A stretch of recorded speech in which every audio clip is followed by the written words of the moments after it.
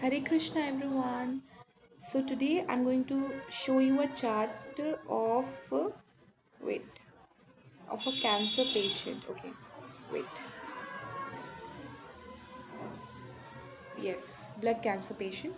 So this is a chart of a blood cancer patient. तो अगर हम इस चार्ट को बहुत ध्यान से देखते हैं तो ये है लिब्रा लगन। और लगन में कौन कौन से घर का स्वामी बैठा है? शनि और राहु बैठा है। राहु मतलब फिफ्थ हाउस का स्वामी बैठा है। और शनि, शनि का मतलब होता है, और शनि और राहु ये जो है ये कॉम्बिनेशन, ये पिशाच योग बनाते हैं। ठीक है, तो यहाँ पे पिशाच योग बन रहा है लगन में। Okay wait. ओके, तो शनि एंड राहु का पिशाच योग बन रहा है। और अगर हम शनि को देखते हैं, शनि यहाँ पे फोर्थ और फिफ्थ हाउस का स्वामी होकर के रेट्रोग्रेड होकर के फर्स्ट हाउस में है। ठीक है, okay. Then we have moon in the fourth house. Mummy बहुत प्यार करती है इस बच्ची को, और पिता भी करते हैं। ठीक है, अब हम बात करते हैं कि इनकी हेल्थ क्यों ख़राब है। जब मेरे पास कुंडली आई थी तो प्रिडिक्शन था, तो मैंने पहले ही प्रिडिक्ट कर दिया था, बट मुझे ये नहीं पता था कि इनको ये, मैंने कहा कुछ ब्लड रिलेटेड प्रॉब्लम है, बट मुझे कैंसर नहीं पता था, क्योंकि ऑफकोर्स बीमारी का नाम थोड़ी होते, कॉम्बिनेशन थोड़ी होते बीमारी के। तो उन्होंने कहा कि यस मैम मुझे ब्लड रिलेटेड ये वाली प्रॉब्लम है, जो I don't want to take the name. So अगर हम कुंडली को देखते हैं तो सिक्स हाउस जो कि ऋण, शत्रु और लोन का होता है, मतलब ऋण मतलब लोन, शत्रु और बीमारियों का होता है ना। अगर आपको किसी को बीमारी है तो वो पैसा लेगा, लोन लेगा। इनको ऐसा हुआ है, इन्होंने बहुत लोन लिया है इनके पापा ने। तो आप देखिए यहाँ पे सन और वीनस मंगल, वीनस और मंगल, मंगल 11th हाउस, सॉरी सन 11th हाउस का है, जो कि मारक, अति मारक में आता है। 7th हाउस का मंगल है जो कि कम्बस्ट है, मतलब इस बच्चे की शादी नहीं होने वाली है। शुक्र कम्बस्ट होकर के, अब मैं शादी क्यों नहीं होगी मैं आपको बताती हूँ, क्योंकि लग्नेश भी पावरफुल नहीं है।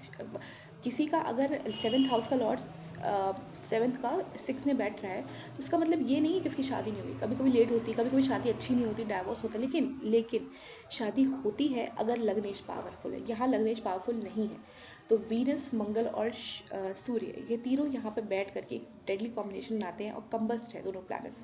अब हम इसको नवांश में देखते हैं। नवांश में जब हम देखते हैं तो शुक्र अगेन सन के साथ बैठ रहा है, अच्छे कंडीशन में नहीं है, और शनि की नवांश में है। देखिए यहाँ पे मकर नवांश में है। सो मकर नवांश में होने के नाते इसकी पावर जो है, पावर वो नहीं अच्छी आ रही है। और यहाँ भी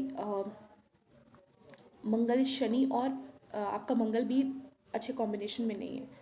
ठीक है, सो चार्ट हमें डिपिक्ट ये कर रहा है कि लाइफ स्पैन छोटी है। ठीक है, 10th हाउस का स्वामी भी आपका 8th हाउस में है। इसका मतलब ये है कि ज़्यादा इंसान के कर्म ज़्यादा नहीं है, और ज़्यादा जीने की संभावनाएं कम है। ठीक है, अब आई वुड सी द दशा। दशा से मैं इसकी, इनकी डेथ मैंने नहीं बताई थी, बिकॉज ये बताना नहीं चाहिए, प्रिडिक्शन नहीं करना चाहिए डेथ का। बट मैं यहाँ पे बता सकती हूँ कि इनकी डेथ का क्या सीन होगा। Let's see. सो हमने क्या देखा, शुक्र की पहले हम तो गति देखेंगे, तो शुक्र यहाँ पे दशा नहीं है। शुक्र की दशा बहुत लेट आ रही है, नहीं। फिर हम देखेंगे कि ऐसा कौन सा कॉम्बिनेशन है, शुक्र के साथ क्या बैठा है। तो शुक्र के साथ हमारा मंगल बैठा था, और मंगल की इसी दिशा में इनको हुआ है प्रॉब्लम, और उसके साथ सूर्य बैठा है। ठीक है, तो सूर्य भी नहीं, तो हम अभी हमारा चल रहा है, अभी राहु की दिशा चल रही है। राहु आपने देखा था कि राहु कॉम्बिनेशन था शनि के साथ लगन में, राइट। तो राहु में यहाँ पे ये जो आ रहा है डेट, वेट, शनि का, ठीक है, 2026 2028, इस टाइम पे इनको प्रॉब्लम है। ठीक है, सो आई थिंक अब ऐसे चार्ट में क्या संभावनाएं हैं कि हम इनको बचा पाएँ। तो ऑफ कोर्स अगर हम प्रॉपर इनको पूजा पाठ बताया जाता है, रेमेडीज़, देखो जान किसी की बचा कोई नहीं सकता, बट अगर पहले पता चल जाए तो डेफिनेटली आप उस पर वर्क कर सकते हैं। आप खुद को ध्यान रख सकते हो उस टाइम। ठीक है, एंड यू कुड, और कुछ रेमेडीज़ होती है, मैं आगे वीडियोस में रेमेडीज़ ज़रूर शेयर करूँगी। रेमेडीज़ रिलेटेड टू मंत्रास, कुछ ऐसे मंत्र जो महादेव के हैं, जिनको करने के बाद आपको डेफिनेटली मतलब वरदान मिलता है अपनी हेल्थ का, अपनी एज का। मैंने ऐसी रेमेडीज़ दी हैं क्लाइंट्स को। So I think I have discuss this chart.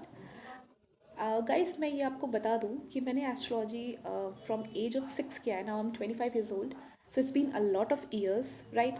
और मैंने बहुत सारे चार्ट देखे। आई थिंक मैंने इससे ज़्यादा चार्ट देखे जितने यहाँ पे आपको दिख रहे हैं। तो बहुत काफ़ी ज़्यादा चार्ट्स हैं ये। ओके, तो अगर आपको कोई भी क्वेरी हो तो देयर इज़ अ ईमेल, आप उस पर ईमेल कर सकते हैं, okay, and you can get all the information regarding कि चार्ट का कितना। ये पेड सर्विस है, फ्री में नहीं है, ठीक है। एक्सचेंज ऑफ एनर्जी होती है, तो फ्री में तो कुछ आपको मिलेगा नहीं। एंड आप मुझे चेक कर सकते हैं, आप मुझसे क्वेश्चंस पूछ सकते हैं, ठीक है। Okay, thank you. Hare Krishna.